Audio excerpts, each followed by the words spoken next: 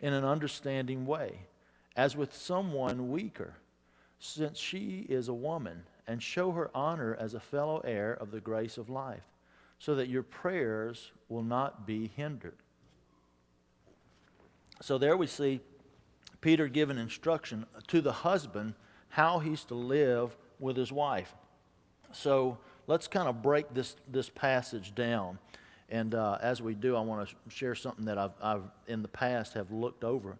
He says, in the same way, we've just covered that hopefully. We see the example and the provision of Christ, how he lived in the midst of difficulty, and how he lived, but what he also did so that we can live in this world. And now he says, live with your wives in an understanding way. Think about that for a second. And this is what I was overlooking. I immediately, in my mind, went to the understanding way.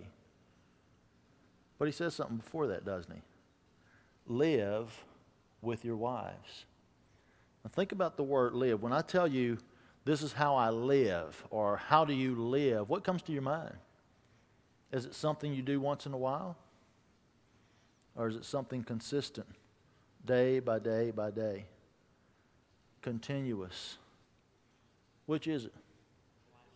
It's a lifestyle. It's the way you conduct your life, what you continually dwell, what you continually and consistently do. And this is what Peter is telling us, to live with our wives in an understanding way. And the word understanding comes from that word. Some of you who we went through the book of Colossians, you remember we talked about Gnosticism, Gnosticism. Gnosticism, coming from the word gnosis, Gnosis, which means knowledge. And that's a similar word here where he says to live with your wives in an understanding way. In other words, gain knowledge. Now, ladies, y'all don't answer right now, but men, is it a challenge for us to understand our wives? Most of you got your wives with you right now, so you're not going to say too much. But I see some of the men like, and ladies, I know, to be fair, you would say, oh, you think that's a challenge? You ought to try the other way. But it's a challenge to live with our wives. Sometimes my wife does things and I say, why are you doing it that way? And she will give me the reason, and I'm still scratching my head saying, that makes no sense to me. And so, you know, it's a challenge to try to figure out, why is she doing it this way? And honestly, sometimes my way would be better. But maybe just as many or maybe more times, her way is better.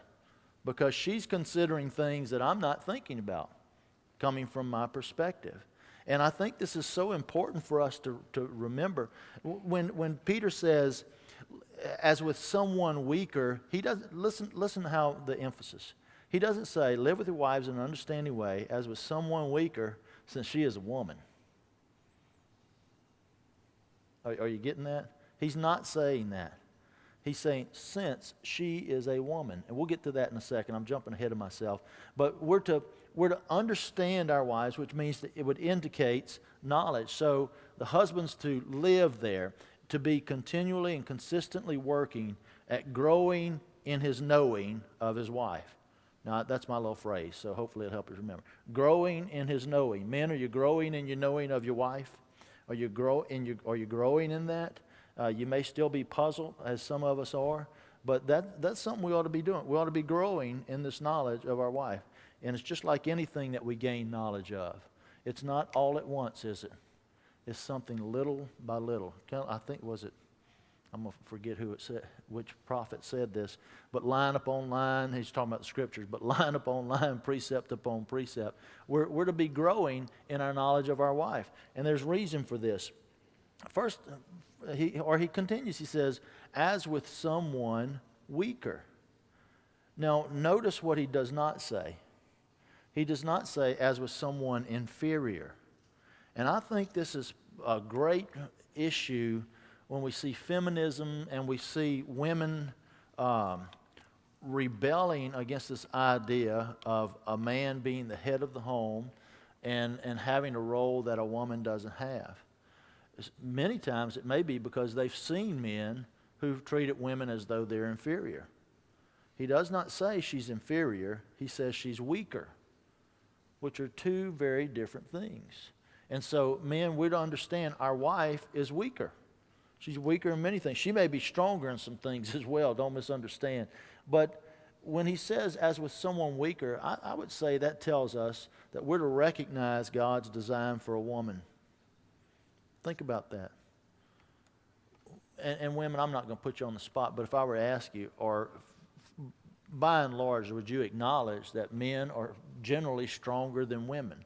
I mean, we're seeing this in the so-called transgender sports, where many have trained for years to play a sport, and then some guy identifies as a woman, and he comes in and he breaks all these records. I mean, it's absurdity. I'm by no means encouraging this or putting some kind of approval of it. But we see where women are physically weaker than men. And there's nothing wrong with that. That's how God designed it. And women, let me just say this. The truth is, we don't want you stronger than us. And I can only say that for me. I don't know many guys that say, man, I'm looking for a woman who's hefty and able to take care of me. And women, if you find one like that, run the other direction. But, there's nothing wrong with that. That is a good thing. And think about this. God's design is always good. God has designed women to be weaker than men. And that's not a statement on the value of women. It's not even a statement on the value of men. Except to say it's a statement on the value of women because that's how God designed them. Y'all understand? Okay. So we're to be growing in our knowing of our wives, and we're to be recognizing God's design for the woman, that she's designed to be weaker. And I'm so thankful of that, especially with a little daughter, because she will go through things, and I'm just like, I miss it completely. And Selena will say, well, let me explain to you certain things, facets of a little girl growing up. And I'm like, wow, I'm sure glad I got a wife to explain this, because that would have went right past me. I'd have never got it. And so, ladies, what I'm saying is you have great value in your role in the family. So, a lady is not inferior, but it's imperative for the husband. Again, I'm speaking a lot about women, but husbands, it's imperative that we protect our wives, that we provide for our wives, and we aid her with our strength. Let me just ask you, are there some chores that you have, men, around the house that your wife doesn't do? Certainly. I mean, like, I know Miss Marcine gets out and changes the tires and the oil and those kinds of things, Mr. Ned. Miss Marcine's laughing like, oh, no, I don't. And there's certain things that are expected of husbands and certain things that are expected of wives. That does not make one more valuable to the other. It's just like, if you want to use the analogy of a team, when a team comes together, every member on the team doesn't have the same role or responsibility, do they? And it's obvious, but you know what? In this messed up, chaotic world we're in, they're trying to say we're all equal. Aren't they? They're telling us everyone is equal. There's no difference. Well, it doesn't take a rocket scientist, does it, Danny, to figure that out? We know that just by nature itself. So she's not inferior. And men, it's your and my responsibility to aid in our wives in strength, to aid in protection of her, and to aid in provision for her. That's not to say a woman can't get out and work. When you read the Proverbs 31, and you see this excellent wife, she's doing some pretty wonderful things. She's doing business deals and taking care of the family. And so, anyway, I'll leave it there. Okay. Now let's move on to the next statement that Peter makes in verse 7. He says, "And show her honor as a fellow heir of the grace of life." So this idea of honor comes from a word that is a recognition of value. In fact, we've already looked at it once earlier. We may have not spent a lot of time on it, but look in 1 Peter chapter 1, verse 19. Can anyone see where, and it's not the exact same word, but it's a variant of this word. Can you see there in verse 19 any word that you would think that indicates value? Lori? Precious, exactly. It's a similar word. I'll get that word out. It's a similar word, timias. And the word in chapter 3 looks like time. And I didn't look up how it's pronounced. Probably time or something like that. But is it time? Time, okay. Yeah, and I didn't look it up, but Chad acknowledges that or confirms that. And I appreciate that. So here we see this idea of preciousness or value. And when Peter says, show her honor as a fellow heir, what he's saying is recognize her value and demonstrate that to her. You know, sometimes we want our wives to be a certain thing, and it could be that we're doing nothing to aid them to get to that. We may actually be hindering that. And, you know, sometimes all our wives need is encouragement. I'll share a little story with y'all. This is not about my wife, but it's about a cat. About a year or so ago, I'm a noted cat not lover. Okay, I'll leave it that way. And about 3 years ago, actually a little longer than that, we had been married 8 years. When we got married, my wife had a cat, and it sadly died. Okay, and so it passed away. And so we went for years without a cat, and then y'all know I got a little girl. She wanted a cat, and I said, we don't need a cat. Well, after I think Julia was 8 years old, they wore me down enough where I submitted and let them get a cat. So we got this cat. It was okay. And then a few years later, one night, I was actually out of town. It was a Wednesday night, and they were doing the children's ministry over here, and Mr. J.W. and Miss Della drove up, and the kids heard this little cat meowing. Chad? Yeah. You remember that? Thanks, Chad. Okay, that will come back to bite you, Chad. No, I'm kidding you. So this little cat was on the engine of Mr. J.W.'s vehicle. And y'all remember Mr. J.W.'s like, I ain't bringing that thing home. He didn't want anything to do with it. And so my wife, being the animal lover she is, decided, well, we need to get this little cat, and we will find an owner for it.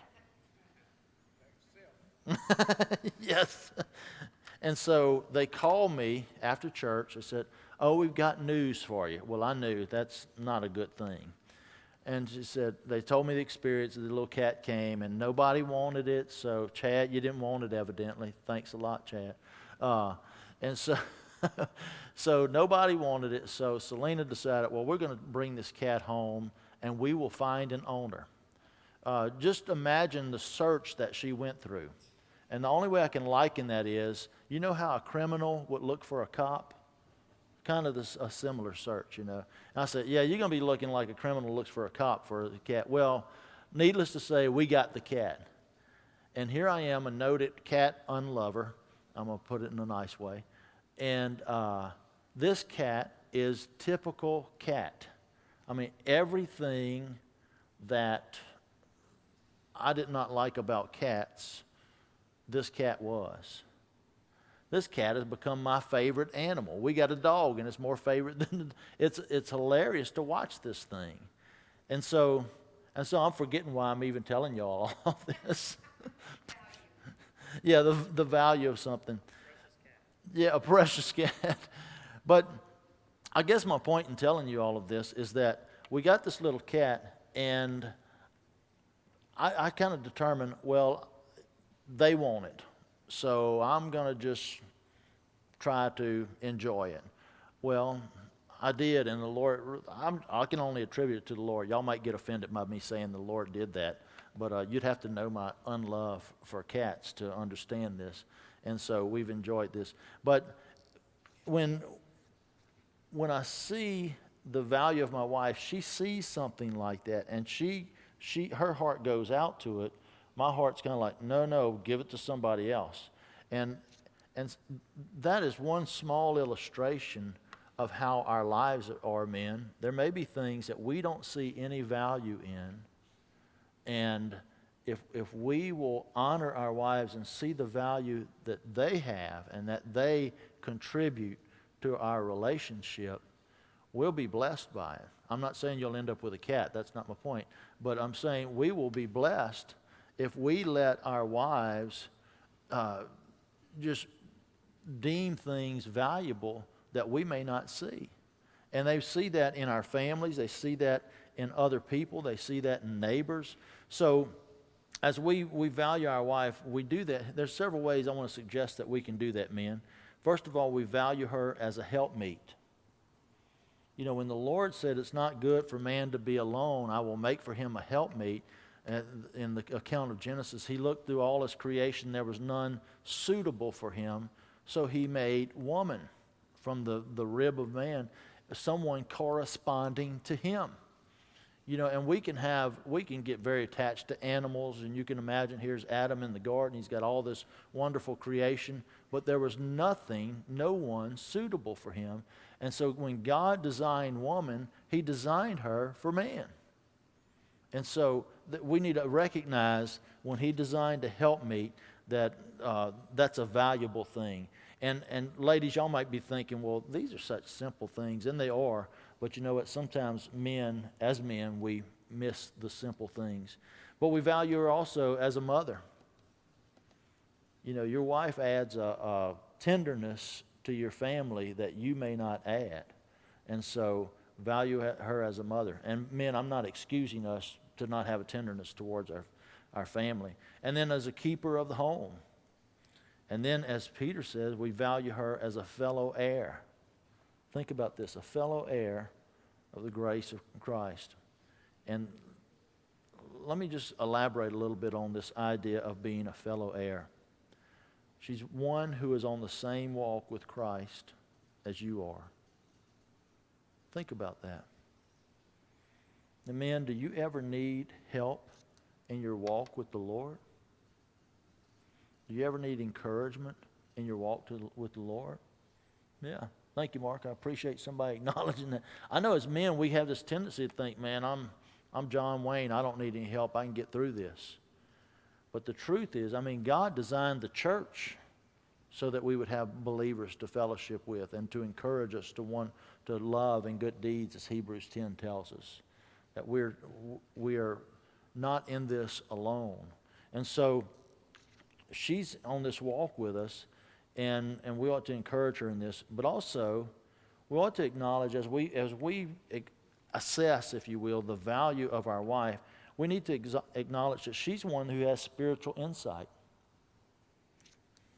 You think about this. Men, there are other men you know that are not born again. They have no insight into the Word of God. They have no understanding of it. They may be brilliant people, but they have no understanding of the Word of God. And your wife may, and she may have insight that you don't have, because God gives it to her. And so she may add to the relationship in that way. Also, she's one that's been given spiritual wisdom. That may sound like the same thing, and it's very similar, but she's got a wisdom that God has given her. I'm so always blessed when there are things that are happening with my daughter that I'm not aware of, and then I hear Selena talking to her about certain things, and I hear her encouraging her in godly values. You think about that. That is a blessing. That is a blessing to have your wife encouraging your children in godly values. Now, I know some of you might say, well, my children are grown and gone. Your wife can still encourage them in godly values. And I would say, husbands, you ought to be recognizing that value and encouraging that in her. And so she can do that. And then here's one. She's one who is connected with God and concerned for the family. Think about that for a second. She's connected with the Lord and concerned about the family. Thank you, Mark. She has a godly connection to the Lord. And therefore, because of that godly connection, she's influenced by God to have a godly concern for your family. And so, men, husbands, I just encourage you to do a couple of things. First of all, apply these things to your own life. You know, when I was studying this, I thought, Lord, I have come so short of these ideals, and I'm asking you to help me to not only hear these things, but to heed them and obey them and to employ them in my own life. And I know that life has this tendency, life is constantly pulling us apart, isn't it? You know, and we've all seen this. We've probably all witnessed this in some way or another, where people go through great tragedies and either it splits them up. I'm talking about husbands and wives. It splits them up, or it brings them back. It brings them together even closer. And so let me encourage you, as you recognize that she's a fellow heir of the grace of life in Christ Jesus, that she has a valuable, she is a valuable asset. I hate to put it that way because she's not merely an asset, but she's a valuable addition to your life that the Lord's given you. And because the Lord has done this, because the Lord has encouraged us in this, men, I think it's imperative upon us to take heed to this and ask ourselves and go before the Lord and say, Lord, am I doing this? Whether she's a believer or not. Now, obviously, some of these things don't apply to someone who's not a believer, but you never know. It could be your encouragement, husbands, to encourage your wife to godliness. And so let me encourage you in that. Let's take a few moments for prayer. As you look on this prayer list, if you have any questions, I don't know if I'll have answers, but we can figure it out, I think. Maybe we can all share. I do want to say